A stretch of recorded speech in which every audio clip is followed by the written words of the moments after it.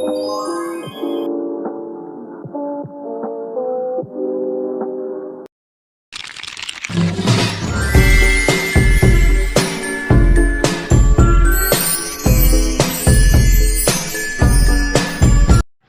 me introduce myself. I am Jamaila Kate Hornada, and I am 18 years old, and I am currently living in Tipolo, Mandawi City. And I like reading, listening music, and also I like drawing and playing chess.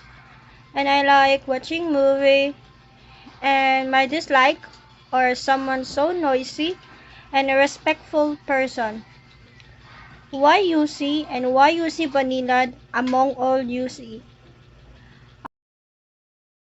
Why UC and why UC Banilad among all UC?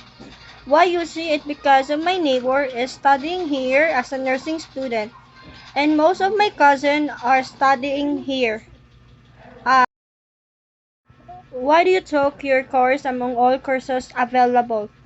I choose this course it because most of my uncle has their own business, and I want to know how they manage their own business. Also, we know that in your reality, the business course it's so demand.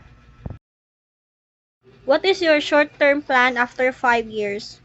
My short-term plan after 5 years is I am looking forward to pass or have a job, knowing that I am a fresh graduate. Or either if I have a chance or a money, I will love to explore a new course. What is your long-term goal in life and how do you see yourself in the next 20 and 25 years from now? My goal long-term in life is to go abroad and sustain my family needs while doing what I love in a place that I dream of. I see myself in the 20 and 25 years that I will already have my own family and also I have a stable life.